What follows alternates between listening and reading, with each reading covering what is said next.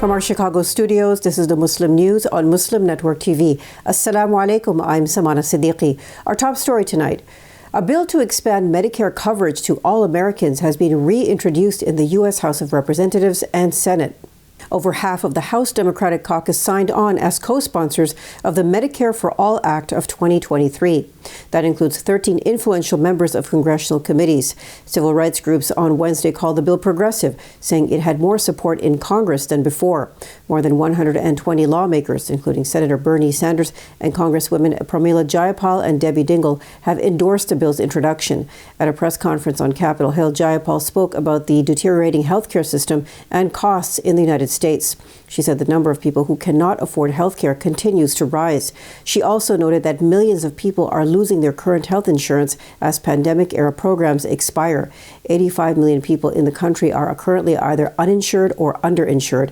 68,000 people in the U.S. die each year due to a lack of health care. U.S. President Joe Biden is confident that an agreement can be reached to avoid a default by the country. On Wednesday, Biden said it would be a disaster for the American economy and people if we do not pay our bills. The U.S. must raise a debt ceiling, the amount the country can legally borrow, by June 1st, or face default. The move has the potential to send shockwaves through the global economy.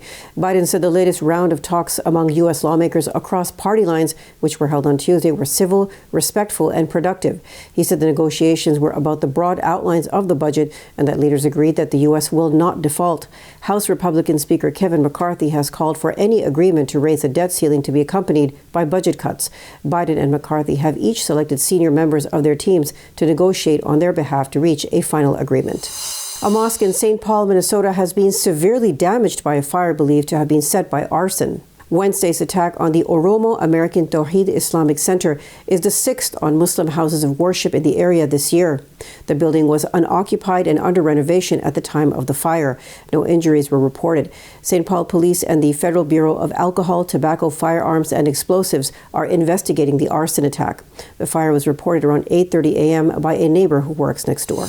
An online crowdfunding site has raised more than $2.5 million for the defense of Daniel Penny. He was charged last week with killing Jordan Neely, a homeless black man in New York City, with a chokehold. The law firm Razor and Kenneth PC, which is raising the funds, said the amount will be used to pay attorney fees and expenses for future civil lawsuits. Penny, a white former U.S. Marine, killed Neely on a subway on May 1st. Neely suffered severe mental health issues. Penny's subsequent release after his initial detention sparked outrage and has led to a series of protests. School gyms in New York will be used as temporary housing shelters for undocumented migrants. New York City Mayor Eric Adams announced Tuesday that about 20 gyms are being considered as shelters for undocumented migrants. However, he said a final decision on the selection has not yet been made. 15 buses carrying migrants are expected to arrive in the city this weekend. Over 65,000 asylum seekers have already reached the city, Adams said. He also said New York City needs help managing the influx of migrants moving through the 5 boroughs as other states use funds to transport them.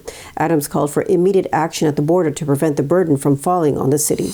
In related news, Texas Governor Greg Abbott has sought help in securing the United States southern borders to prevent the influx of migrants.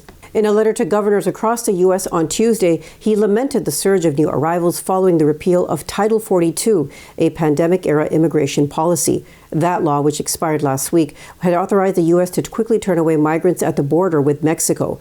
Government figures show that Title 42 allowed the U.S. to deport migrants from the southern border nearly 2.7 million times since it was passed in 2020.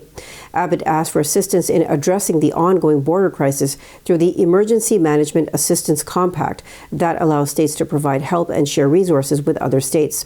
Abbott, a Republican, accused the Biden administration of causing a spate of illegal activity on the southern border. He said that in the absence of a federal government, governors must band together. The U.S. State Department has announced a reward of up to $10 million for the arrest of a Russian national accused of carrying out cyber attacks against critical American infrastructure. In a statement on Tuesday, State Department spokesman Matthew Miller said Mikhail Pavlovich Matveev launched a ransomware attack against U.S. law enforcement, businesses, and critical infrastructure. He said the State Department is offering the monetary reward under the Transnational Organized Crime Rewards Program. It will be given for information leading to Matveev's arrest and/or conviction. The Justice Department separately announced that it has unsealed 2 indictments against Matveev in Washington and New Jersey. From his home base in Russia, Matveev Madviv allegedly deployed multiple ransomware variants to attack critical infrastructure around the world, including hospitals and government agencies. The U.S. Treasury Department also imposed financial sanctions on Madviv, calling him a key player in the Russian ransomware ecosystem. Afghanistan joins China-backed CPEC. Details after the break, so stay tuned, and we'll be right back.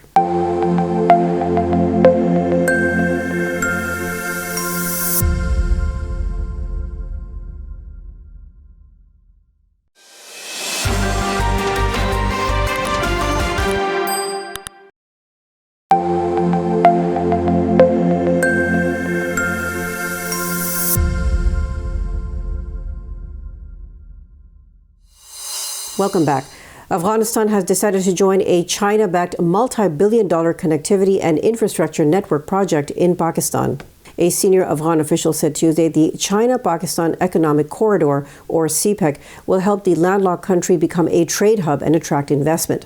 Hafiz Zia Ahmed, deputy spokesman for the interim foreign ministry, said the decision to join the project is part of the Taliban government's commitment to bring foreign investment to the war-torn country. In a video statement distributed by a local television statement, Ahmed said CPEC will help bring various projects in energy, railroads, and other sectors to Afghanistan. CPEC is part of Beijing's Belt Road Initiative. That is a multi-billion-dollar agreement between Pakistan and China to develop the economy and infrastructure. There have been discussions to include Taliban-led Afghanistan in the project. The government in Kabul has also decided to make the country a transit hub between Central and South Asia. A recent Israeli air offensive on Gaza has left over 2,500 Palestinians homeless. In a statement, the Ministry of Social Development in Gaza said 180 children were among those who lost their homes. The ministry appealed to Arab, Islamic, and international organizations to provide aid to families affected by the Israeli onslaught.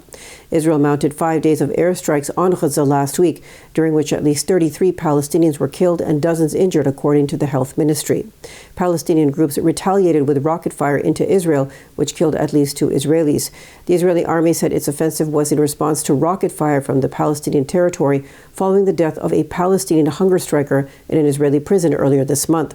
The violence came to a halt on May 13th under an Egyptian-brokered ceasefire.